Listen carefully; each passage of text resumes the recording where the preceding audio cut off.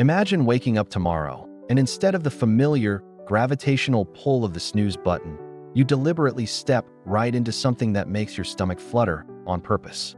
This isn't about life hacks, a 5-minute miracle cure, or some guru's secret sauce.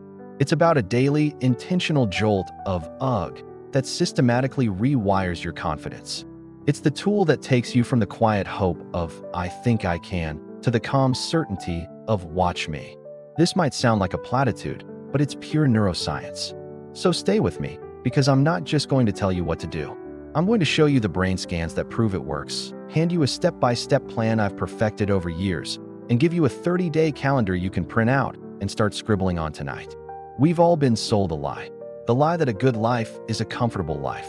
We swaddle our mornings in softness, the warm bed, the hypnotic scroll through social media, the same comforting latte from the same cafe, the same predictable playlist. It feels safe, it feels cozy, but it's a beautifully constructed trap. That state of high comfort and low challenge is a breeding ground for anxiety. While I couldn't find the specific Stanford study mentioned, the principle it points to is well established in psychological research. The core idea is that excessive comfort erodes our ability to handle stress. Think of your resilience as a tire. Every time you opt for comfort by skipping a mini stress, like choosing the elevator over the stairs, avoiding a slightly awkward text, or foregoing 10 push-ups, you're poking a tiny hole in that tire. It's a slow leak, barely noticeable day to day. But when a real-life stressor shows up, a job interview, a difficult conversation, an unexpected crisis, your brain, unpracticed and coddled, screams in panic. Your resilience tire is flat, and you're stuck on the side of the road. Here's the good news. Your nervous system is remarkably adaptable. It's basically like Play-Doh. When you intentionally introduce a small, manageable dose of stress, like finishing your shower with a 30-second cold rinse, you send a powerful signal to your brain. You step out of the water, heart pounding, but you immediately realize, that was intense, but I'm okay. I'm still here. Do this daily, and you're not just getting clean. You're running a training drill for your brain's fear center, the amygdala. The amygdala is your internal alarm system, constantly scanning for threats. By repeatedly exposing it to a non-lethal stressor that you control, you teach it to be less reactive. It learns to differentiate between genuine danger and temporary discomfort. After several weeks of this consistent training, brain scans show that the anterior cingulate cortex, what some neuroscientists call the grit center, actually gets thicker and more active. This is the part of your brain that manages willpower and perseverance. The translation for your life is profound. Controlled discomfort teaches your brain, on a physiological level, that the feeling of tension is just data, not a death sentence. I have run these 5 specific drills with my private clients for years to build this exact mental muscle. They are simple, require almost no time, and are devastatingly effective. The key is not to do them all at once. Pick one each day, and feel free to remix them weekly to keep your brain guessing. 1. Cold start. This is non-negotiable. At the end of your normal warm shower, turn the handle all the way to cold for just 30 seconds. Your instinct will be to gasp and tense up. Instead, focus only on exhaling slowly. It's a physical lesson in staying calm under pressure. 2. Mirror talk. Find a quiet mirror, set a timer for 2 minutes, and look yourself directly in the eyes. Then ask the question you've been avoiding, what am I dodging today? Say the answer out loud. The act of verbalizing it brings it out of the vague, scary shadows of your mind and into the real world, where it becomes a concrete problem you can actually solve. 3. Digital delay. For the first hour you are awake, do not touch your phone. Leave it charging in the kitchen or another room. You will feel a phantom itch to scroll. You will feel bored. That boredom is the entire point. It's in that space that your own thoughts, ideas, and priorities can finally surface without being drowned out by digital noise. 4. Social edge. Think of one text or email you are dreading. It could be an apology you owe, a boundary you need to set with a coworker, or a simple follow-up you've been procrastinating on. Type it out, read it once, and press send before your brain can talk you out of it. This trains you to act before the feeling of overthinking paralyzes you. 5.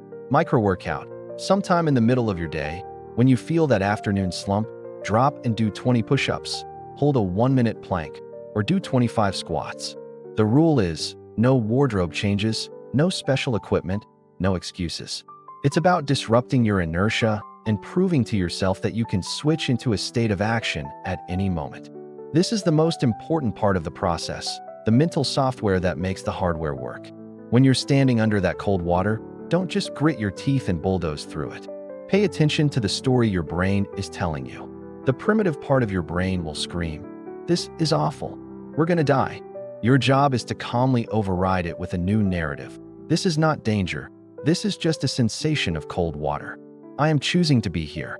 This is a technique called affect labeling, putting your feelings into words.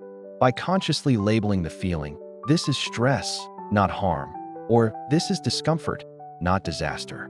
You activate the regulatory parts of your prefrontal cortex, which in turn helps calm the amygdala. Studies have shown that this simple act of labeling your emotions can significantly lower cortisol levels, the primary stress hormone. The more you practice tagging the sensation, the faster you'll flip the script from involuntary panic to a conscious state of, that was a useful bit of training. Confidence isn't built by accident, it's engineered. Follow this blueprint for 30 days. Week 1. Your goal is initiation. Pick any 2 drills from the list and commit to doing each one 3 times this week. After each drill, grab a notebook and rate the ouch factor on a scale of 1 to 10. You're not judging yourself, you're collecting data. You will likely see the spike fade by day 4, which is your first piece of evidence that you adapt. Week 2. Now we build momentum. Add a 3rd drill to your weekly rotation. This week, try stringing 2 drills back to back. For example, step out of the cold shower and go directly to the mirror talk. This teaches your nervous system how to handle stacked stressors and recover more quickly. Week 3. This is about consistency. Your mission is to perform 1 drill, any drill, every single morning. Life happens, and you might miss a day. No drama, no self-criticism. Just acknowledge it and double the dose the next sunrise. This isn't punishment, it's a recommitment to the process. Week 4. Time to stretch the muscle. Take your least favorite drill, the one that still gives you that ugh feeling, and increase the duration. Turn your 30-second cold blast into 60 seconds. Extend your 2-minute mirror talk to 5 minutes. This is where you prove to yourself that your tolerance for discomfort has fundamentally changed. By day 30, you won't just feel more confident. You'll have a logbook full of irrefutable proof. Spikes rise, spikes always fall, and the confidence sticks around. Let me tell you about Frank, a fresh graduate I worked with.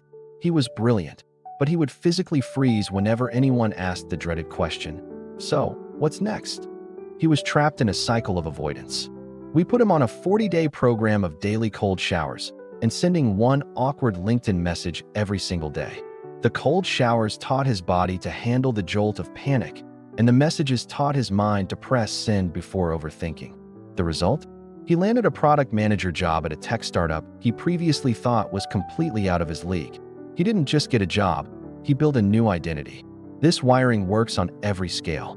Consider Medal of Honor recipient Leroy Petrie. In 2008, in Afghanistan, after being shot in both legs, he saw a live grenade land near him and 2 fellow Rangers. He grabbed it to throw it away, and it detonated, severing his right hand. In the face of unimaginable trauma, he not only survived, but later chose to re-enlist in the army, continuing to serve and inspire other wounded soldiers. Frank's cold shower and Leroy Petrie's battlefield decision are worlds apart in scale, but they are governed by the exact same neural rule. The human brain can be trained to move toward a challenge, not away from it. The size of the stage changes, the principle does not. As you start, you will be tempted to fall into 3 common traps. Here's how to sidestep them. Trap 1. Hero Day 1. You get excited by this idea and try to do all 5 drills on the first morning. You'll feel amazing for a few hours, and then you'll be so drained you won't do anything for the next week. Fix. Start embarrassingly small. Pick 1 drill. The goal of the first week isn't transformation, it's just to show up. Trap 2. Using discomfort as self-punishment. You miss a day, feel guilty, and then do a 5-minute cold shower to make up for it. This frames the practice as a penalty, which is unsustainable. Fix. Reframe your language. You're not punishing yourself for being weak, you're training to be strong. Tell yourself, this is training day, not judgment day. Trap 3. Waiting for the mood to strike. You wake up and think, I don't really feel like a cold shower today. Motivation is fickle. It's a terrible strategy for success. Fix. Latch the new habit onto a pre-existing one. This is called habit stacking. The rule becomes, after I brush my teeth, I immediately get in the shower for the cold blast. Or, after my morning coffee finishes brewing, I immediately do my push-ups. This removes emotion and decision-making from the equation. It's just what you do next. If you're ready to stop waiting for confidence and start building it, drop a comment below and tell me which one drill you're going to commit to trying tomorrow morning. I will personally read and reply to every single plan posted in the first 48 hours. If you want the printable 30-day tracker and logbook that my private clients use, the link is in the description. It's completely free. And if this idea clicked for you, hit the subscribe button, because next week, we're talking about how to keep this streak alive when life inevitably tries to knock you off course. Confidence is not a personality trait you're born with. It's not a gift handed out to the lucky. It's a scorecard. It's the accumulated evidence of tiny, brave repetitions. The process is simple. Pick one uncomfortable thing today. Consciously ride the spike of discomfort, notice how it fades, and write down the win. Then, do it again tomorrow. 30 days from now, you won't just feel different. You will have a stackable, undeniable body of evidence that proves you can handle hard things, that you can handle whatever comes next. The discomfort is waiting for you. Your move.